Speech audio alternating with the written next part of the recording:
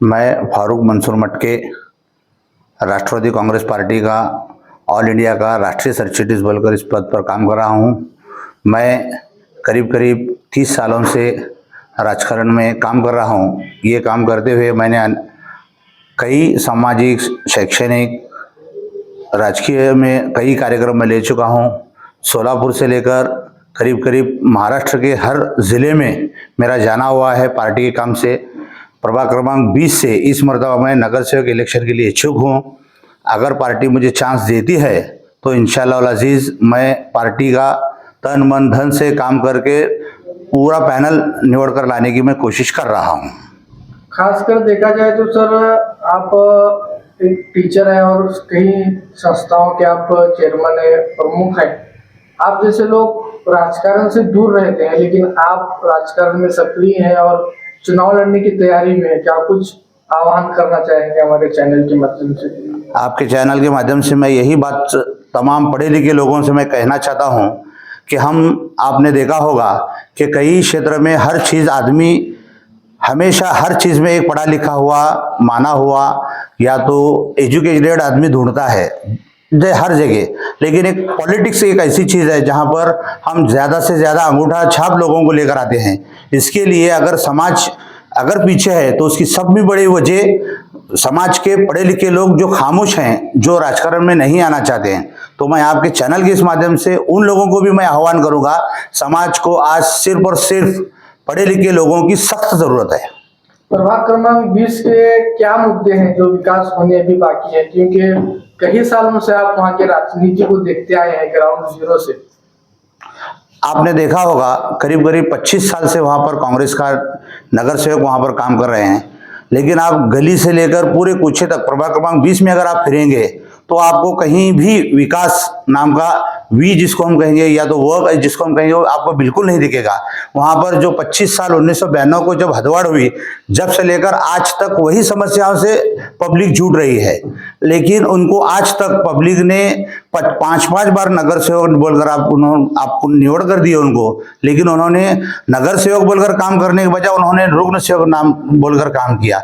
रुग्ण सेवक लोगों की समस्या का, ये नगर सेवक बोलकर आपका काम अगर देखेंगे तो वहाँ पर जीरो है। लेकिन उनकी और एक खासियत बात ऐसी है कि रुग्ण सेवक बोलकर वो समाज की अच्छी तरह खिदमत कर रहे हैं, उनको उस बात के लिए मुबारकबाद। लेकिन एक नगर सेवक बोलकर जो उनको करना चाहिए था उन्होंने बिल्कुल नहीं किया है। ऐसा भी कहा जाता है कि जो हदवाड़ भाग आपने जिक्र किया, जुड़े सोलापुर का इलाका और नई जिंदगी का इलाका, साथ में हदवाड़ भाग घोषित किया गया था। लेकिन अगर जुड़े सोलापुर के तरफ डिमांड के उधर हम जाते हैं तो वहां पर बहुत सारा डेवलपमेंट हुआ है। लेकिन जो अल्पसंख्यक का भाग कहा जाता है, नई जिंदगी से लेकर आसरा हो, काजल नगर हो या जितने भी नई जिंदगी के इलाके हैं, वहां पर विकास नहीं हुआ। इसकी अलग अलग वजह चुनावी विश्लेषक बताते हैं, बहुत सारे नेता बताते हैं। आपको क्या लगता है इस विकास ना होने का सबसे बड़ा कारण? विकास न होने का सब में बड़ा कारण मैं कांग्रेस पार्टी को मानता हूं। इसकी सब में बड़ी वजह यह है कि कांग्रेस पार्टी, आपने देखा होगा पिछले देश आज़ाद होने से लेकर आज तक, अगर जब तक वो सत्ता में थे, उन्होंने कहीं भी मुस्लिम समाज के एरिया का डेवलपमेंट नहीं किया है। चाहे वो उनका गली से लेकर अगर दिल्ली तक अगर वो चाहते थे तो उनकी पूरी सत्ता होने के बावजूद भी जितने भी मुस्लिम एरिया हैं, सिर्फ नई जिंदगी के भाग ऐसा नहीं बोलूँगा, नई जिंदगी है, शास्त्री नगर है, जहाँ पर मुस्लिम बहुल क्षेत्र एरिया है, वहाँ पर उन्होंने हमारे लोगों को विकास से कई कोसों दूर रखा हुआ है। हम यही कहना चाह रहे हैं कि इस वक्त जो पार्टी है, जिस पार्टी में हम काम कर रहे हैं, अजीत दादा पवार की जो पार्टी है, वो आप उनको अजीत दादा पवार का अगर देखें तो सुबह 6 बजे से काम शुरू होता है, रात को 12-1 बजे तक वो बंदे काम कर रहे हैं। उनका एक ही कहना है कि विकास होना चाहिए, डेवलपमेंट होना चाहिए। राष्ट्रवादी कांग्रेस पार्टी, आपने देखा होगा हमारे नेता अजीत दादा पवार सुबह 6 बजे से लेकर रात को 10-11 बजे तक काम कर रहे हैं। उसी तरह राष्ट्रवादी कांग्रेस पार्टी का एक सर्वसामान्य कार्यकर्ता भी इसी तरह दिन रात पब्लिक के काम करने में जुटा हुआ है। हम करीब करीब 25-30 सालों की राजनीति में सिर्फ और सिर्फ लोगों का ही काम किया है।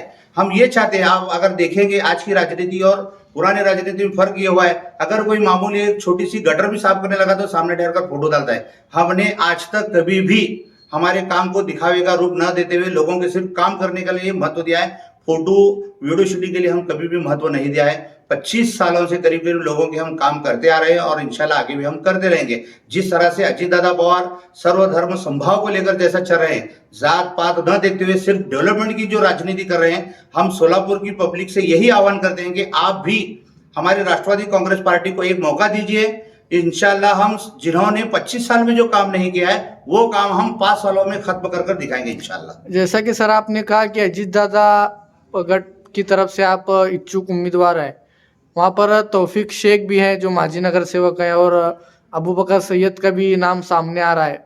तो क्या लगता है पार्टी आपको मतलब कितना % मान के चले कि टिकट देगी? मतलब आमिर शेख भी वहाँ पर हैं, बहुत सारे इच्छुक उम्मीदवार हैं अजीत गढ़ की तरफ से। पार्टी का जो मामला होता है वो एबी फॉर्म मिलने तक कोई भी नहीं कह सकता कि मेरा टिकट फाइनल है। मैं भी एक छोटा सा कार्यकर्ता हूँ, मैं भी आज के डेट में राष्ट्रीय सचिव बनकर काम कर रहा हूँ। मेरे भी थोड़ी बहुत राजकारण में क्यों ना हो, थोड़ी बहुत मैं ताकत रखता हूँ। हमारे बहुत सारे नेता हमारे वहाँ पर मुंबई में, दिल्ली में बैठे हुए हैं। मेरी एक टिकट के आज तक ऐसा नहीं हुआ जब मैं पार्टी के पास टिकट मांगा और पार्टी ने मुझे टिकट नहीं दिया।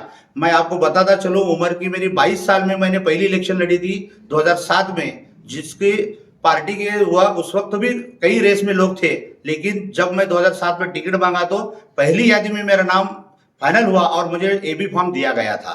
बाकी का जो रह गया अबू बकर सैयद का सवाल है, तौफीक पहलवान का है। तौफीक पहलवान हमारे पार्टी में काम कर रहे हैं, आमिर शेख पुराने हैं वो भी काम कर रहे हैं, लेकिन अबू बकर सैयद ने अभी तक हमारे राष्ट्रवादी कांग्रेस पार्टी अजीत दादा गढ़ में वो पार्टी में प्रवेश नहीं किए हैं। अब पार्टी में वो आने के बाद जो पार्टी निर्णय लेगी उसके बाद आगे की राजनीति तय की जाएगी। आपको अगर टिकट नहीं मिलता तो आपकी भूमिका क्या रहेगी, खास करके प्रभाग क्रमांक 20 को लेकर? प्रभाग क्रमांक 20 में हम सिर्फ और सिर्फ डेवलपमेंट की राजनीति कर रहे हैं। आने वाले कल में भी टिकट मिलो या न मिलो, इंशाल्लाह हम डेवलपमेंट की राजनीति ही करेंगे। अजीत दादा पवार और हमारे बाकी जो नेता हैं हमारे, चाहे वो माइनॉरिटी के माजी अध्यक्ष हैं इदरीस नाइबड़ी साहब हो, अभी जो एडवोकेट नाजिर काजी साहब हैं, और हमारे राष्ट्रीय अध्यक्ष एडवोकेट सैयद जलालुद्दीन साहब हैं, मुझे नहीं लगता कि ये लोग मेरा टिकट कटकर अगर किसी को देंगे। इंशाल्लाह जब भी हमने टिकट और पार्टी के पास जो भी मांगा है, हमारे को पार्टी वो चीज़ दी ही है। ऐसी मुझे पार्टी से गारंटी है कि टिकट तो मुझे ही मिलेगा इंशाल्लाह।